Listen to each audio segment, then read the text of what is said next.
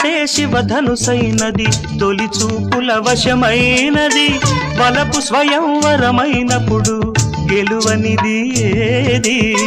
ఒక బాణము ఒక భార్య అన్నది శ్రీరాముని చిరయసమైనది శ్రీవారు వరమిస్తే సిరులన్నీ నావి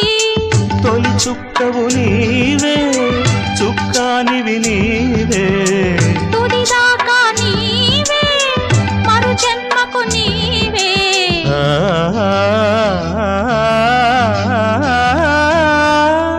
జానకి కలగనలేదు రాముని సతి కాగలనని ఏనాడు రాముడు అనుకోలేదు జానకి పతి కాగలనని ఆనాడు